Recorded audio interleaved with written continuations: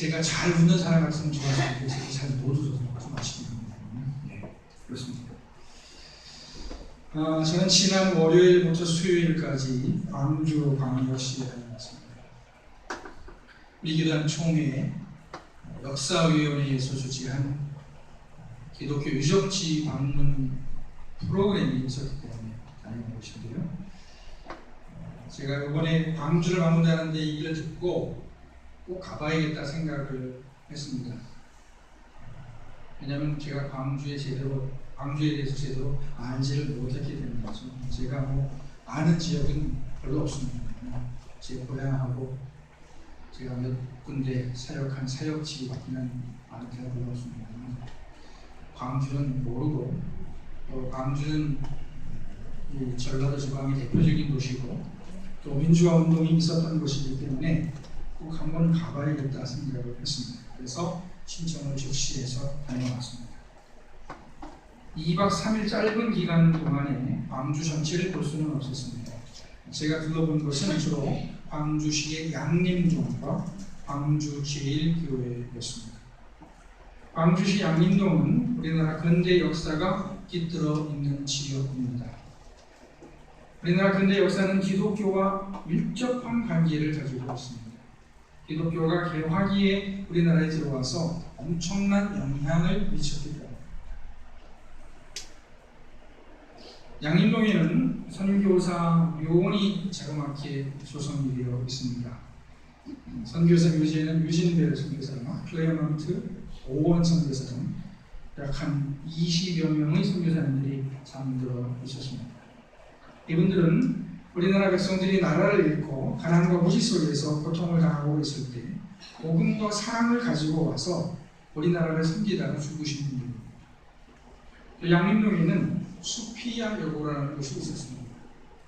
수피아 여고는 유진별 선교사님이 1907년 3명의 여학생들을 가르치기 시작하면서 시작되었다고 합니다. 그리고 이 수피아라는 이름은 1911년 미국인 스턴스라는 분이 한국에 대한 소식을 듣고 자기 여동생을 기념해서, 여동생이 일찍 죽은 것 같아요. 여동생을 기념을 해서 돈을 기부해서 학교 건물을 지었기 때문에 수피아 여고라고 이름을 지었다고 합니다. 양림동에는 또 광주 기독병원이 있습니다. 광주 기독병원은 1905년 미국 남장로교회 의료선교사인 논란이 치료를 시작하면서 시작이 되었다고 합니다. 특히 이 병원은 초기에 나병 환자들을 치료했다고 합니다.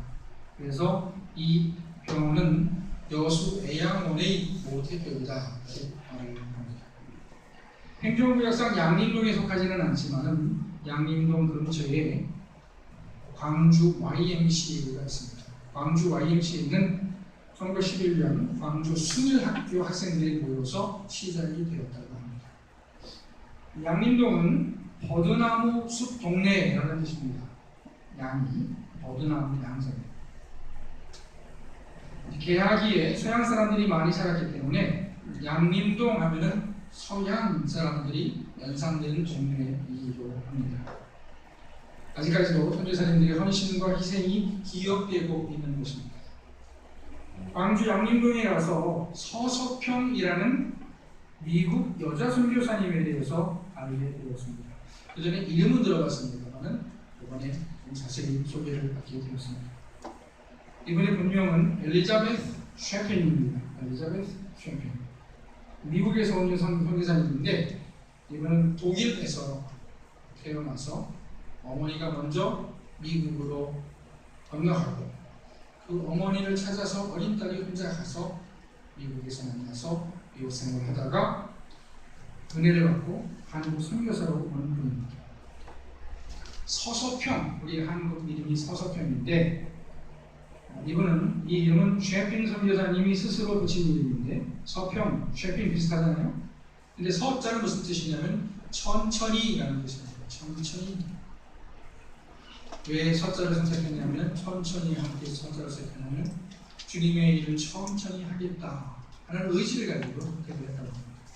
그리고 평자를 썼는데 평은 평평하다 하는 뜻이죠. 이것은 자기의 좀 마음이, 자기 성격이 좀 몰았기 때문에 좀 평판해지기를 원한다 하는 뜻에서 평이라고 썼다고 합니다. 그래서 성은 서씨, 거기다가 서평이라고 한 것이죠.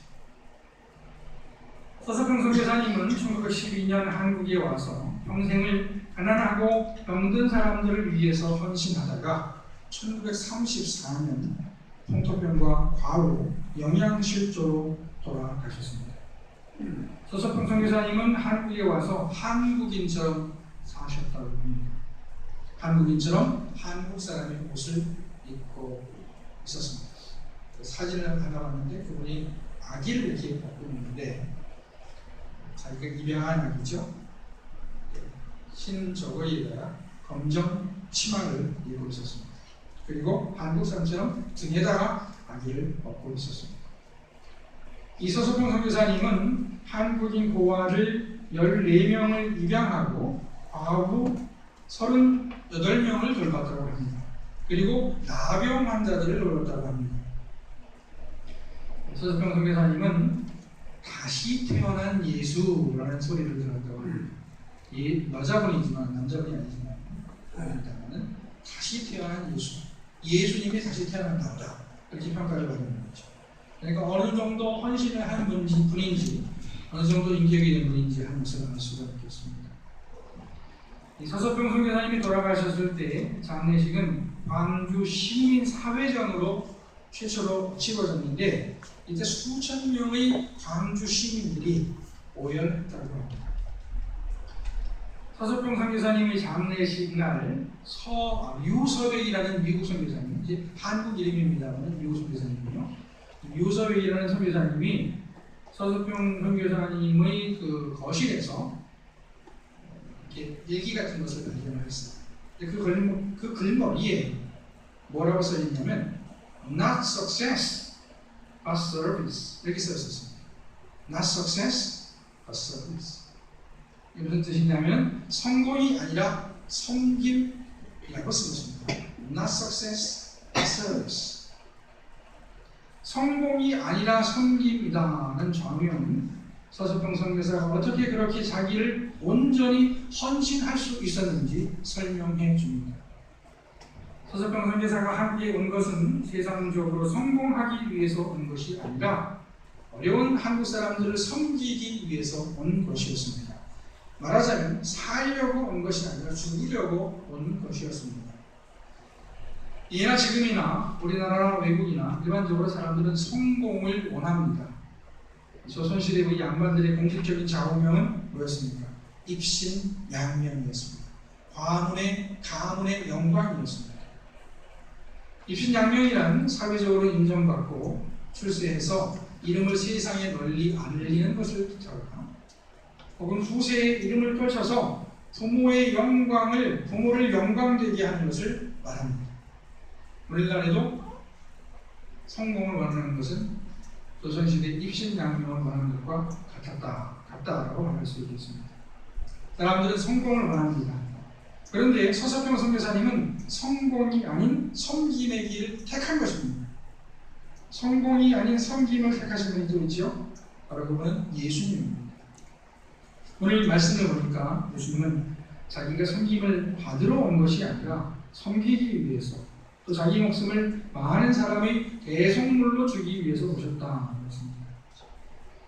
예수님께서 이렇게 말씀하신 것은 제자들 사이에 분쟁이 있었기 때문이죠. 제자들이 예수님께서 예루살렘으로 올라가시니까 무슨 좋은 일이라도 있을 줄 알고 예수님은 사실 돌아가실 것이었는데 무슨 좋은 일이라도 있을 줄 알고 예수님께 먼저 자리를 부탁하게 됐죠.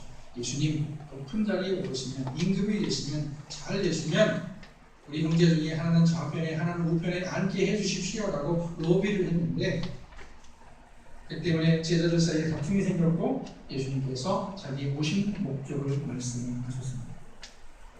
서서평 선교사는 성공이 아닌 섬김을 선택했습니다. 그것은 예수님의 말씀을 따르는 것이었습니다. 그리고 그것은 세상이 가는 길과는 전혀 다른 것이었습니다. 반대로 가는 것이었습니다. 예수님은 오늘 읽은 마가복음 10장 5절 45절 말씀을 보면서 우리의 생각을 바꿀 것을 말씀하십니다. 말하자면 예수님은 우리에게 패러다임 시프트를 요구하고 있습니다. 패러다임 시프트라는 것은 틀을 바꾸는 겁니다. 패러다임 시프트. 언어 과학을 공부하면 패러다임이라는 말을 배우는데 여기서 그게 패러다임입니다. 그래서 나는 당신을 사랑합니다 하잖아요. 그러면 나 자리에, 언어학적으로 그렇습니다. 나 자리에 너가 들어갈 수도 있고 그들이 들어갈 수도 있고 그것이 들어갈 수도 있잖아요. 그죠? 나는 당신을 사랑합니다. 그래서 너는 당신을 사랑합니다. 그들은 당신을 사랑합니다. 그것은 당신을 사랑합니다. 이렇게 할 수 있잖아요. 근데 나, 너, 그들, 그 이런 것을 패러다임이라고 합니다. 패러다임. 패러다임 시프트라는 것은 그 구성 요소를 바꿔준다는 거죠. 그런데 보통 패러다임 시프트는 생각의 틀을 바꾸는 것을 패러다임 시프트라고 합니다. 일반적으로 우리는 행복을 추구합니다. 건강과 부유함을 추구합니다. 행복을 추구하는 것은 잘못된 것이 아닙니다. 건강과 부유함을 추구하는 것도 잘못된 것이 아닙니다. 문제는 아마도 나만의 행복과 나만의 건강과 나만의 부유함을 추구하는 것인지 모르겠습니다. 그리고 하나님이 없는 헛된 행복을 추구하는 것인지 모르겠습니다. 천국은 행복이 넘치는 곳입니다. 요한계시록 21장 보니까 천국은 이렇게 묘사하고 있습니다. 또 내가 새 하늘과 새 땅을 보니 처음 하늘과 처음 땅이 없어졌고 바다도 다시 있지 않더라. 또 내가 보니 거룩한 성 새 예루살렘이 하나님께로부터 내려와 하늘에서 내려오니 그 준비한 것이 신부가 남편을 위하여 단장한 것 같더라. 내가 저기 보좌에서 큰 음성이 나서 이르되 보라 하나님의 장막이 사람들과 함께 있음에 하나님이 그들과 함께 계시리니 그들은 하나님의 백성이 되고 하나님은 친히 그들과 함께 계셔서 오랜 눈물을 그 눈에서 닦아주시니 다시는 사망이 없고 애통하는 것이나 욕하는 것이나 아픈 것이 다시 있지 아니하니 처음 것들이 다 지나갔음이라. 이 말씀은 새 하늘과 새 땅, 즉 천국에 대해서 말씀해 주고 있는데요. 천국의 제일 큰 특징은 뭐냐면 첫째, 하나님의 장막이 사람들과 함께 있는 것입니다. 하나님이 자기 백성과 함께 하시는 것입니다. 성경은 인간의 불행의 근본적 원인은 하나님을 떠난 것이라고 합니다. 아담과 하와가 하나님의 말씀을 거역하고 선악과의 열매를 따먹음으로 하나님의 계명을 어겼습니다.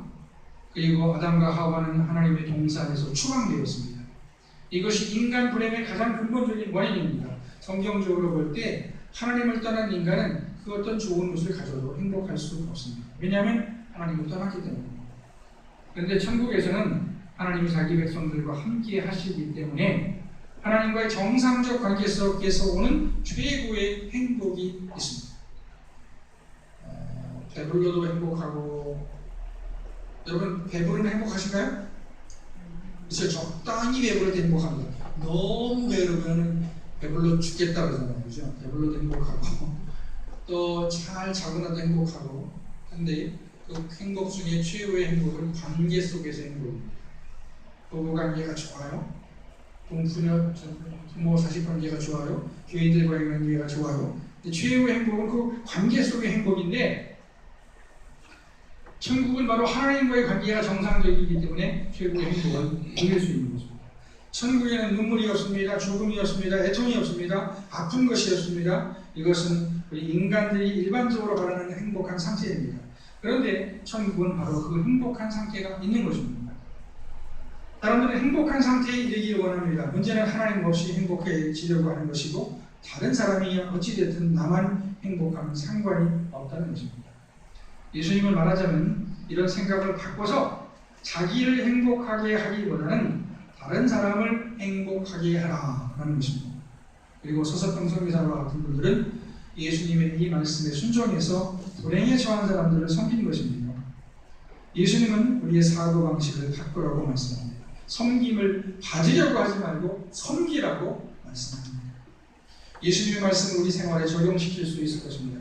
가정에서나 회사에서나 교회에서 적용시킬 수 있을 것입니다.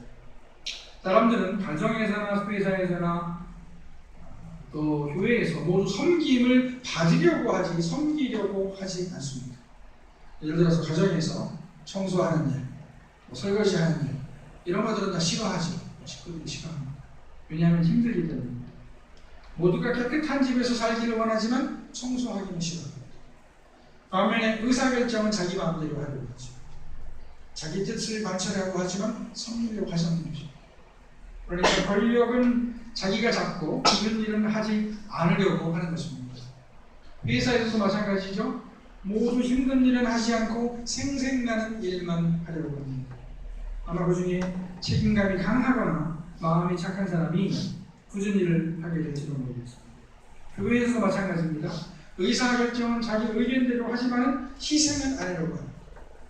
그러나 희생 없이 이루어질 수 있는 것은 아무것도 없습니다.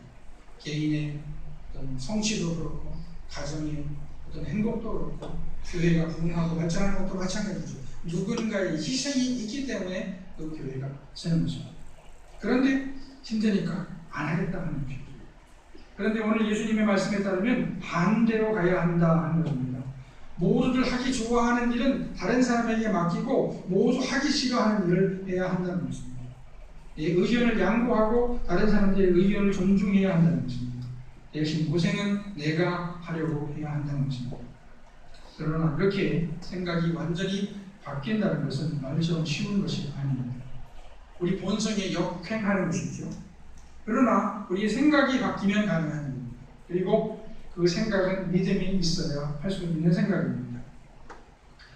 일상에서도 어떤 이런 본성에 어긋난다고 할까요? 본성하고 다른 일들이 벌어지게 되는데, 예를 들어서 부모들이 자기는 못 먹어도 자식을 먹이려고 하는 것, 이것은 1차 본성을 너무 뛰어넘는 자기 극복이라고 볼 수가 있겠죠. 예를 들어서 어떤 사람을 당신이 못났다 그렇게 얘기를 하면 그 사람을 기분 나쁘게 하는 것이겠죠. 그러나 이렇게 얘기하면 어떻게 될까요? 당신은 당신 자식보다 못났습니다.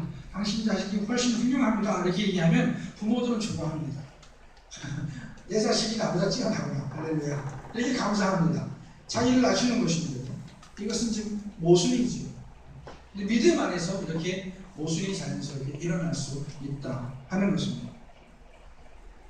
예를 들어서 독립운동을 한 애국 지사들은 바로 섬김을 받기를 기대하지 않고 섬기기 위해서 오신 예수님의 마음과 통한 사람들이었다 이렇게 볼 수 있겠습니다.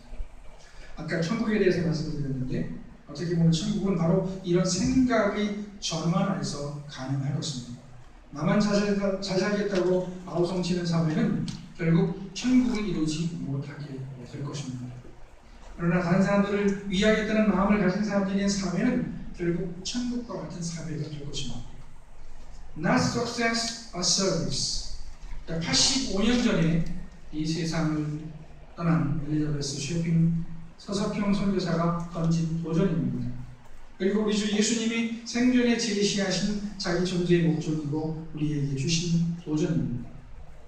만약 우리가 오늘부터라도 성공이 아닌 섬김을 우리 삶의 목표로 삼는다면 행복은 멀리 있지 않을 것 같습니다.